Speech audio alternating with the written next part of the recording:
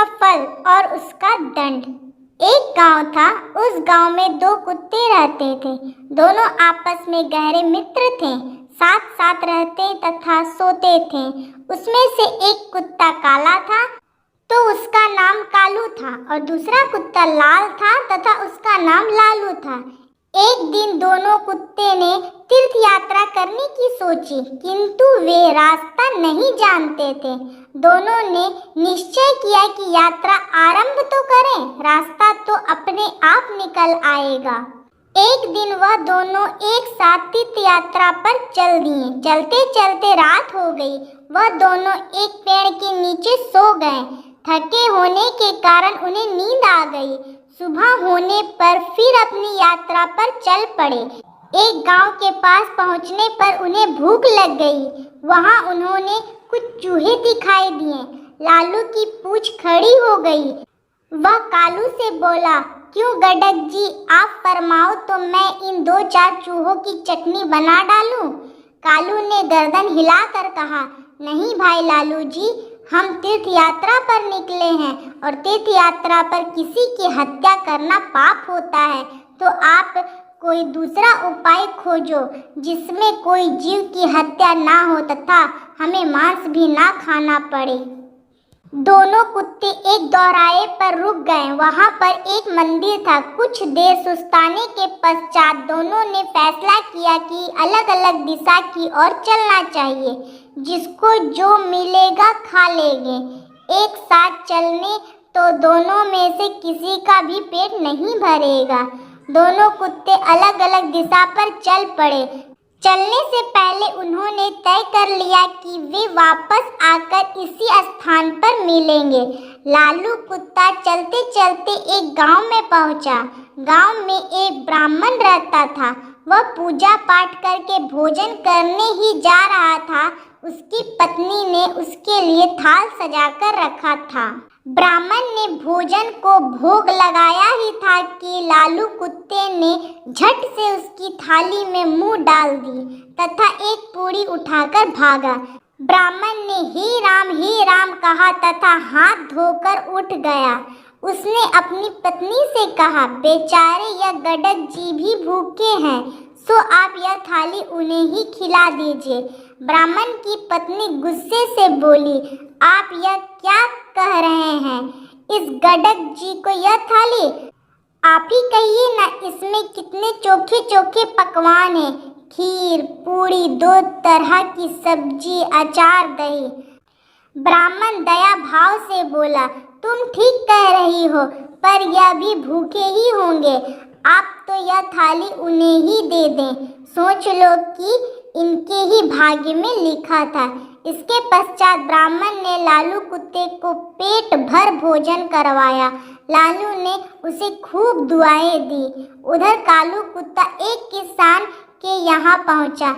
किसान अपने खेत में काम कर रहा था। उसकी पत्नी थाल रख कर गई थी।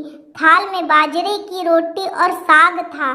खेत का काम पूरा करके वह थाल खोलकर खाना खाने की तैयारी ही हुआ था कि कालू ने तुरंत ही उसके भोजन में मुंह डाला और थोड़ी सी रोटी का टुकड़ा तोड़कर भागा। किसान एकदम गुस्से से भर उठा। उसकी आंखें अंगारों के समान लाल हो गई, भवे बन गए। उसने अपनी लाठी उठाई। गाली देते हुए उसने लाठी से इतनी जोर से वार किया कि कुत्ते की कमर टूट गई। वह पीड़ा से चिल्लाने लगा। कमर टूट जाने के कारण वह भाग ही नहीं सका। इसी बीच उसकी कमर में 2-4 लाठी और पड़ गई। कुत्ता अधमरा हो गया। लालू दोराहे पर खा पी कर मस्त पड़ा था। वह आंखें फाड़ फाड़ कर अपने साथी की प्रतीक्षा कर रहा था। उसका साथी उसे कहीं भी नजर नहीं आ रहा था। लाचार तथा उदास होकर वह दोराहे पर बैठ गया। थोड़ी देर बाद उसे कालू नजर आया। वह लपक कर उसकी ओर दौड़ा। उसकी टूटी हुई कमर देखकर वह बहुत दुखी हुआ। पूछने लगा, भाई तुम्हारे साथ ऐसी बात किसने की? कौन निष्ठुर पापी है जिसने रोटी के पीछे तुम्हारी कमर ही तोड़ डाली? कालू की आंखें भर आई। उसने पीड़ा से कहराते हुए सारी कथा सुनाई। कथा सुनाकर वह क्रोध तथा दुख में डूब कर बोला, मैं उससे अपना बदला जरूर लूँगा। उस किसान को बताऊंगा कि खुद की कमर किस प्रकार टूटती है। लालू भी कृतज्ञ होकर बोला, मुझे भी उस ब्राह्मण का कर चुकाना है। उसने मुझ पर कितनी कृपा की है, मैं रोम रोम से उसे आशीष देता हूँ। इसी प्रकार बातचीत करते हुए दोनों कुत्ते ने अंत में यह निश्चय किया कि उन्हें प्राण त्याग देना चाहिए तथा प्राण त्यागने के पश्चात उनके घर में जन्म लेना चाहिए। इत्तेफाक से ना तो किसान के कोई पुत्र थे और ना ही ब्राह्मण के। दोनों कुत्ते ने मंदिर के आगे जाकर अपने प्राण त्याग दिए। एक ही पल में दोनों की मृत्यु को प्राप्त हो गए। कालू ने किसान के घर जन्म लिया। किसान बहुत प्रसन्न हुआ, किंतु उसकी खुशी अगले पल ही लुप्त हो गई। घर में इस पुत्र के पैदा होते ही उसका बैल मर गया। पत्नी अस्वस्थ रहने लगी। पहले जन्म पर किसान के हरे भरे खेत को जानवर चट कर गए।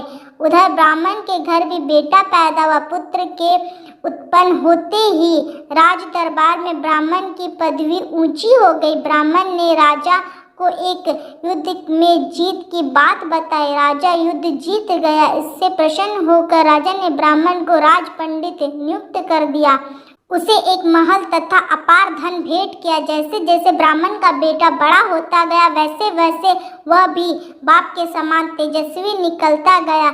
उसने छोटी उम्र में सारे शास्त्र का अध्ययन कर लिया। वह बड़े बड़े पंडितों और शास्त्रियों में हरा देता था।